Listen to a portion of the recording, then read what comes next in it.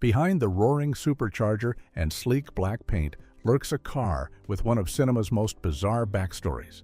A vehicle nobody wanted, given away as payment for debts, and nearly crushed for scrap multiple times. From borrowed superchargers and fake exhaust pipes to a repossessed white coupe that became the world's most iconic post-apocalyptic machine, the Mad Max Interceptor survived chaos both on screen and off. Here are 15 weird facts you didn't know about Mad Max's Ford Falcon XB GT Interceptor. Fact 1. It was originally a repossessed white coupe. Before it became one of the most recognizable cars in cinema history, the Mad Max Interceptor had a surprisingly humble and even somewhat embarrassing beginning. The legendary black beast that terrorized the wasteland started its life as a 1973 Ford Falcon XB GT hardtop in a color called Polar White, and it wasn't purchased brand new by the filmmakers or donated by Ford Australia for promotional purposes. Instead, this car had been repossessed from someone in the Dandenong area near Melbourne who simply couldn't keep up with their car payments, and it ended up sitting at a car auction waiting for its next owner. When filmmakers Byron Kennedy and George Miller were hunting for vehicles for their low-budget post-apocalyptic film in 1977, they showed up at a car auction in Frankston, Victoria, with barely any money to spend and a desperate need to find suitable vehicles that could handle high-speed chase scenes. They had a total budget of just 20,000 Australian dollars for all props and vehicles, which meant they needed to find cheap cars that were still functional enough to perform dangerous stunts. At that auction, they purchased 3 Australian Ford vehicles for less than $20,000 total, including 2 ex-Victorian police Ford Falcon XB sedans that would become the Big Bopper and Max's yellow Interceptor, along with this white GT coupe that had been taken from someone who fell behind on payments. That single missed car payment by an unknown person in the Dandenong area accidentally set this particular vehicle on an extraordinary path that would eventually make it one of the most valuable and sought-after movie cars in the world, worth hundreds of thousands of dollars today compared to the few thousand it cost at that repo auction. Fact 2. Only 6 ever made in that color. The Mad Max Interceptor wasn't just any ordinary Ford Falcon that happened to be sitting at a repo auction, but rather an incredibly rare variant that the filmmakers stumbled upon completely by accident. The specific car that became the Interceptor was one of only 6 Ford Falcon XB GT hardtops ever manufactured in the polar white color with a very specific combination of high-performance features. This particular vehicle came equipped with what's called a big-port US 4-valve engine and a top-loader transmission, which were premium performance options that made these cars especially powerful and desirable to collectors even back in the 1970s. To understand just how rare this combination was, Ford Australia only built 86 of these specially equipped GT hardtops with the imported American 4-valve engine and top-loader transmission setup during the entire production run. And out of those 86 cars, only 6 were painted in polar white. The vehicle was originally ordered by a dealership called Rural Motors in Orange, New South Wales, and it rolled off the Ford assembly line in November of 1973 with black vinyl interior, a 2-tone white and black bonnet, laminated windscreen, and the standard seat belts.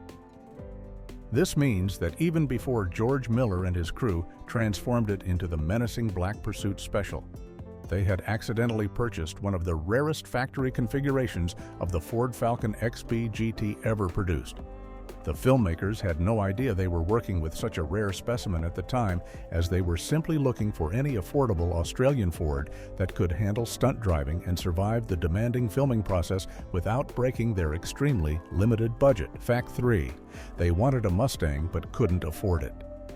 The iconic Ford Falcon Interceptor that became synonymous with Mad Max almost never existed, because the film's art director John Dowding originally designed the entire Pursuit Special around a 1970s Ford Mustang instead. The initial concept drawings and specifications for Max's ultimate police car featured a modified Mustang with all the aggressive styling elements like spoilers, flares, and the menacing front end that would eventually appear on the Falcon. However, when the production team started looking at the practical realities of actually building and filming with a Mustang in Australia, they ran into some serious problems that threatened to derail the entire plan. Murray Smith, who was hired early on as the film's main mechanic and one of the crew members responsible for servicing and modifying all the vehicles during production, immediately raised concerns about using an American import for such a demanding role. His main argument was that finding replacement parts for a foreign Mustang in Australia would be extremely difficult and expensive, especially since the car would need to be functional enough to perform high-speed stunts and would almost certainly require repairs throughout the filming process. With a total vehicle budget of only $20,000 and just $5,000 set aside for keeping those vehicles running during production, spending money on importing expensive American Mustang parts would completely blow through their limited funds and potentially shut down production if the car broke down. Smith convinced director George Miller and producer Byron Kennedy that using locally made Australian Fords would be far more practical and economical, since parts were readily available and much cheaper to obtain. This purely financial decision to switch from the Mustang to the Falcon ended up accidentally creating one of cinema's most distinctive and memorable vehicles. Fact 4. The supercharger was borrowed, not bought. The most iconic and recognizable feature of the Mad Max Interceptor is the massive YN671 supercharger that dramatically protrudes through the hood. And this intimidating piece of hardware has an interesting secret that most fans don't know about. The production team never actually purchased this expensive supercharger from a parts supplier or performance shop, but instead borrowed it from a top-fuel drag racing team in Australia who agreed to let the filmmakers use it temporarily for the movie. This arrangement was necessary because the team's budget was stretched so thin that they couldn't afford to buy proper performance parts, so they had to rely on borrowing equipment whenever possible and returning it after filming wrapped. The even bigger secret about this fearsome-looking blower is that during the entire first Mad Max film, it was completely non-functional and served no mechanical purpose whatsoever on the car's actual engine. The supercharger was simply mounted on top of the air cleaner as a visual prop to make the car look more aggressive and powerful, and the filmmakers rigged up a 12-volt electric motor to make the blower spin and create the illusion that it was actually working. In the movie, there are scenes where the mechanic character Barry talks about how the supercharger helps the car produce 600 horsepower through the wheels. And Max can supposedly engage or disengage the blower with a switch during chase scenes, but none of this was mechanically possible with the setup they actually used. Real superchargers are driven constantly by the engine through a belt system and cannot be switched on and off like they show in the film. So the entire concept was pure movie magic, designed to look and sound impressive on screen without any actual function. Fact 5.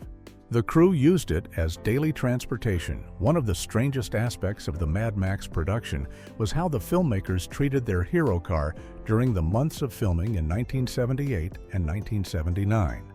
The production was operating on such an extremely tight budget that they couldn't afford to rent or maintain separate vehicles for the crew to get around, so they simply used the fully modified Black Interceptor as their daily transportation vehicle whenever it wasn't actively being filmed.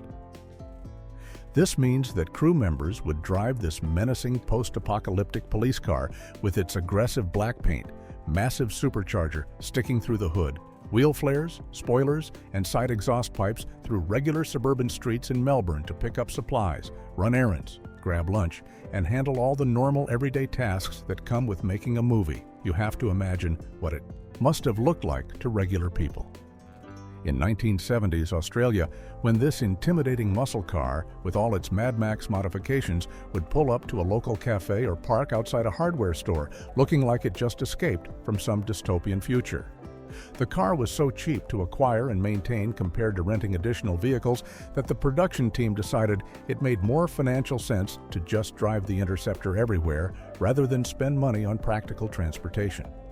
This decision also meant the car was racking up regular street miles and wear and tear even when it wasn't being used for dangerous high-speed chase scenes or stunts, which added to the maintenance challenge that mechanic Murray Smith and his team had to deal with throughout the production. The sight of the Interceptor sitting in normal parking lots or driving through everyday traffic must have been absolutely surreal for anyone who happened to spot it. Fact 6.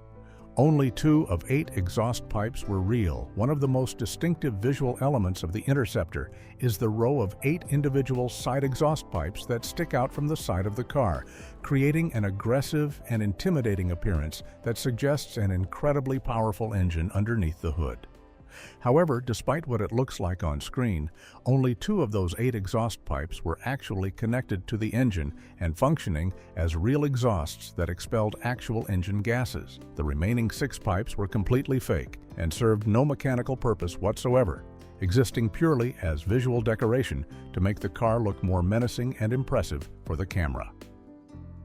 The clever trick that made this deception work so well on film was that the 2 functional exhaust pipes would vibrate and shake from the engine's power and the force of the hot exhaust gases flowing through them, and these vibrations would transfer through the mounting brackets and cause all 8 pipes to shake and rattle together in a convincing way.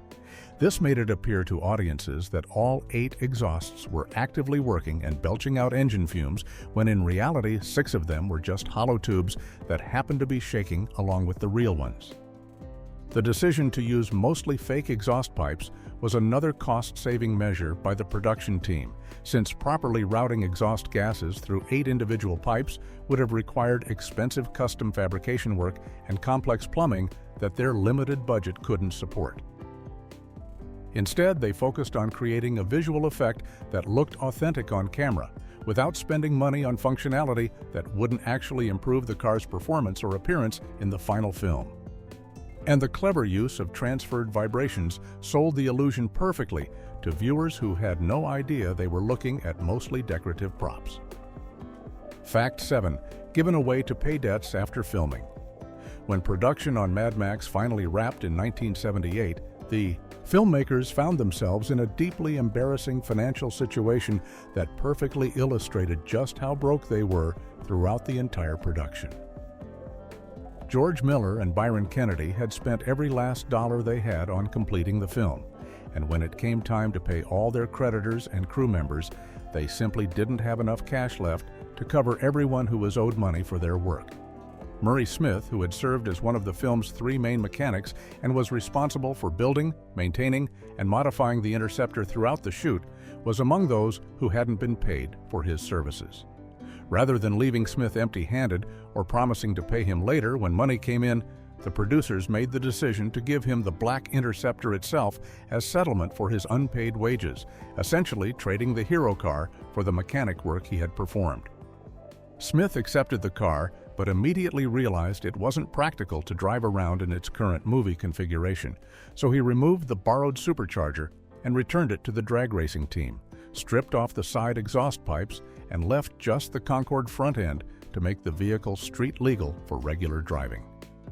He then decided to try selling the car to recoup some money, setting an asking price of $7,500, which seemed reasonable for a modified Ford Falcon GT. However, in one of the most ironic twists in movie car history, Smith couldn't find a single buyer who wanted to purchase the Interceptor, and the car that would eventually become one of the most valuable and sought-after movie vehicles in the world sat unwanted with absolutely no interest from collectors or enthusiasts. Fact 8. The front end broke. During Mad Max 2. Chase. During the production of Mad Max 2, which was released in 1981, the Interceptor suffered real damage during filming that wasn't part of the original script, but ended up being incorporated into the final movie. In one of the opening chase sequences where Max is being pursued by marauders across the desert wasteland, there's a dramatic moment where Max uses his supercharger to ram into the back of another vehicle in front of him. And during this stunt, the Interceptor's distinctive aerodynamic Concorde front end was actually broken off for real. This wasn't a planned piece of destruction where the filmmakers intentionally designed breakaway parts or set up the shot to damage the car as part of the story, but rather a genuine accident that occurred when the stunt went slightly wrong and the impact was harder than expected. The front nose cone and air dam, which had been one of the most recognizable features of the car since the first film, simply snapped off during the collision and was destroyed. Rather than stopping production to repair or replace the damaged front end, director George Miller and his team made the practical decision to just work the broken car into the story and continue filming with the Interceptor missing its front section. This accident actually worked perfectly with the post-apocalyptic setting of the sequel, since it made sense that Max's car would be showing serious wear and damage after years of hard driving through the harsh desert environment. The production crew then modified the front end further by removing even more of the bottom section to give the car better clearance for the rough outback terrain they were filming in, turning an accidental bit of damage into a story element that enhanced the film's gritty, survival-focused atmosphere. Fact 9. A duplicate stunt car was rolled multiple times. By the time production began on Mad Max 2 in 1980, the filmmakers had a much bigger budget than the first film and could afford to protect their valuable original Interceptor by building a duplicate stunt car to handle the most dangerous and destructive sequences. The production team found a much rougher January 1974 built Ford Fairmont coupe with an automatic transmission that was originally painted yellow, and they transformed it to look like the Interceptor by adding all the same external modifications and paint scheme. This duplicate car was specifically built to be destroyed, so the crew used it for all the wide shots and heavy stunt work while keeping the original hero car safe for close-ups and interior filming. The most punishing task this stunt double had to endure was the rolling sequence where the Interceptor tumbles down an embankment after Max's confrontation with the Marauders, and the crew didn't get this shot right on the first attempt. The duplicate car was rolled down the hill multiple times as the stunt team kept trying to capture the perfect tumbling sequence on camera, with each roll adding more damage and stress to the vehicle's body and frame. If you watch the final film carefully, you can actually see visible stress marks and damage on the car's metal panels from all those previous roll attempts, giving the vehicle a genuinely battered appearance that added to the realism of the scene. After finally getting the roll sequence they wanted on tape, the duplicate Interceptor's suffering wasn't over, as it then had to be blown up in a massive fireball for the climactic explosion scene. The remains of this destroyed stunt double were later salvaged by a local resident of Broken Hill who collected the twisted metal as a souvenir from the film production. Fact 10. The spoilers were stolen from Bob Jane's race car. The distinctive roof and boot spoilers that give the Interceptor its aggressive aerodynamic appearance didn't come from a parts catalog or custom fabrication shop, but were literally taken from a famous Australian racing car without asking permission first. Bob Jane was a legendary race car driver in Australia who competed in a Holden Monaro sports sedan, and his race car had a set of spoilers that the Mad Max crew thought would look perfect on their Pursuit Special. Rather than trying to purchase similar spoilers or have new ones made, someone involved in the production simply removed the spoilers from Bob Jane's Monaro and brought them to the Mad Max build team to be installed on the Falcon. Errol Platt at Purvis Fiberglass Products was the person responsible for fitting these borrowed race car spoilers onto the Interceptor, and according to Ray Beckerly, who was the general manager at Graphics International where the car was being built, the installation process was surprisingly straightforward, despite the spoilers coming from a completely different vehicle. Beckerly later recalled the process and said it didn't take a lot of work to make them fit, explaining that with just a little bit of grinding to adjust the mounting points, some Sikaflex adhesive, and some bog, which is Australian slang for body filler, all of a sudden there's your spoiler mounted on the car. This casual approach to sourcing parts perfectly captured the scrappy, do-whatever-it-takes attitude of the low-budget production, where the crew would borrow, beg, or apparently just take whatever they needed to get the Interceptor built and on camera. The spoilers worked so well on the Falcon that they became an iconic part of the car's silhouette, and Bob Jane's race car parts ended up contributing to one of cinema's most recognizable vehicles. Fact 11. Nearly destroyed at a wrecking yard. Twice. The original Interceptor came within inches of being crushed and destroyed forever, not just once, but twice after filming on Mad Max 2 concluded in 1981. And it's only through a combination of luck and one wrecker's reluctance that the car survived at all. When production wrapped on the sequel, the filmmakers sold the intact Hero Interceptor, along with all the other wrecked and damaged vehicles from the film, to a wrecking yard in Broken Hill, which is the remote outback town where much of Mad Max 2 was filmed. The car was officially destined for scrap and was supposed to be stripped for parts and then crushed, like all the other movie vehicles.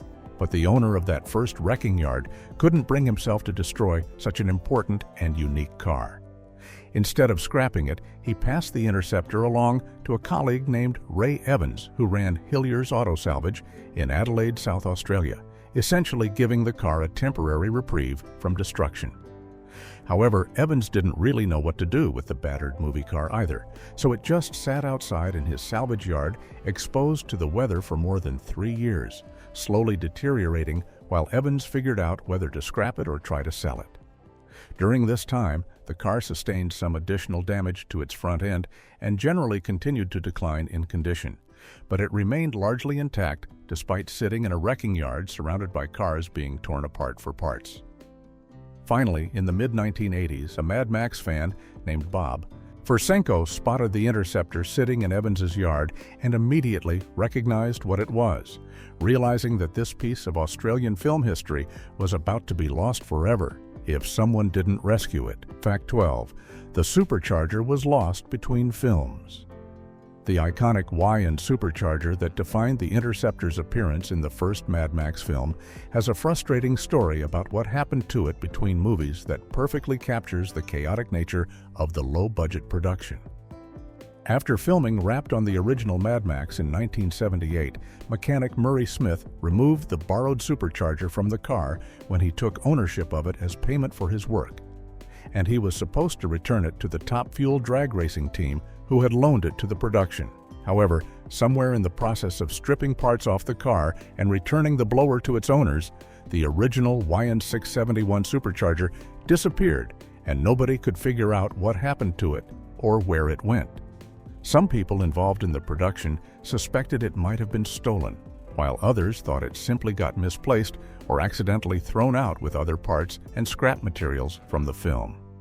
Whatever the cause, when George Miller and his team started preparing for Mad Max 2 in 1980 and bought the Interceptor back from Murray Smith, they discovered they no longer had the distinctive supercharger that audiences had seen in the first film.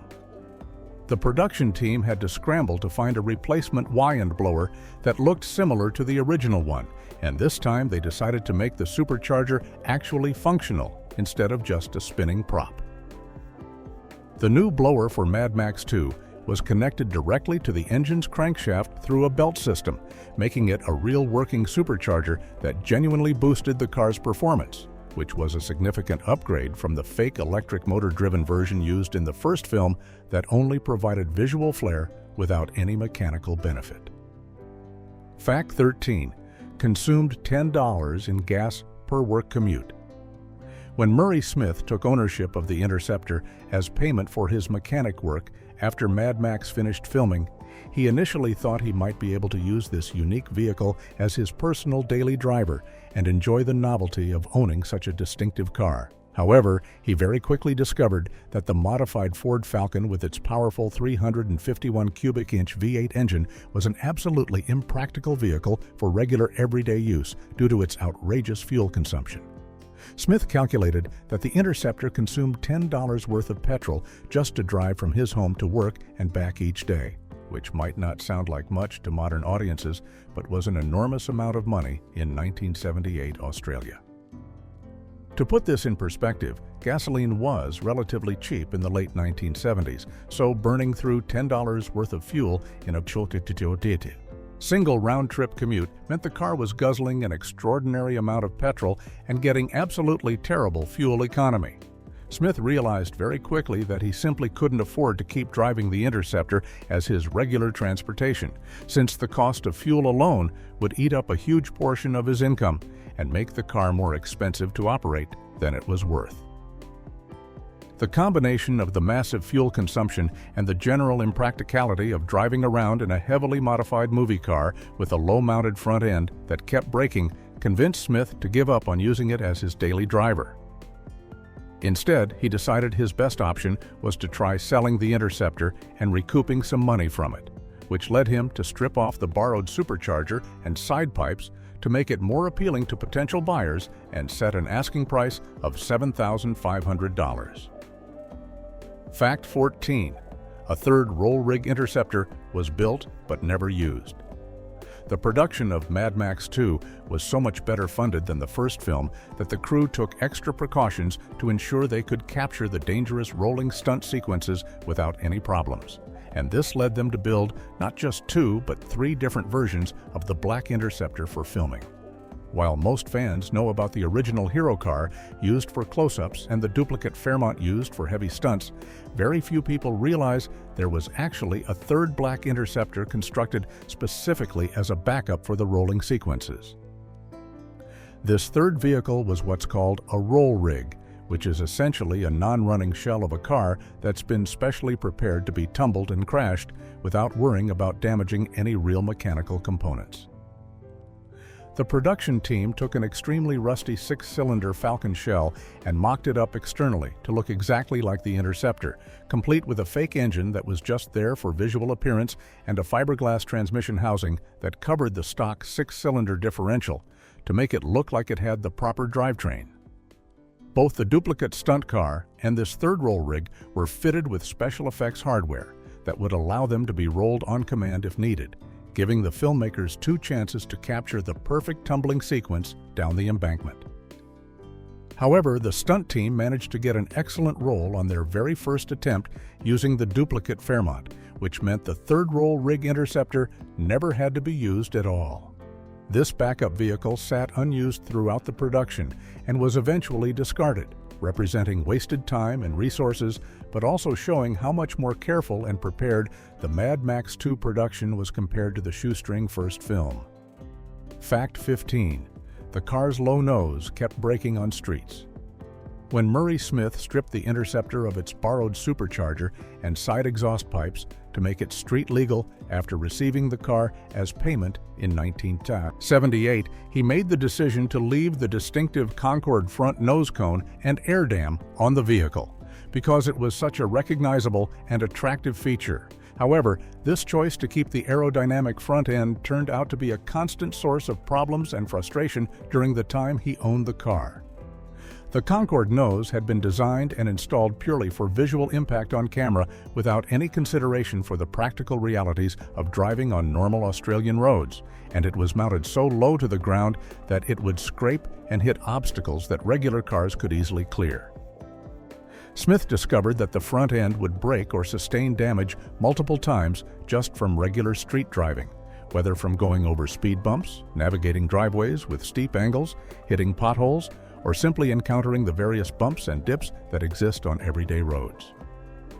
Each time the fragile fiberglass nose cone broke, Smith would have to repair or replace it, which added to the already high cost of owning and operating this impractical vehicle. The dramatic low-slung styling that looked absolutely perfect on film and gave the Interceptor its aggressive, ground-hugging appearance turned out to be completely unsuitable for real-world driving conditions, where ground clearance is actually important for avoiding damage. This was yet another factor that convinced Smith the Interceptor was too impractical to keep as his personal vehicle, joining the terrible fuel economy and general attention-attracting nature of driving around in a famous movie car as reasons why he ultimately decided to try selling it instead of continuing to deal with the constant maintenance headaches.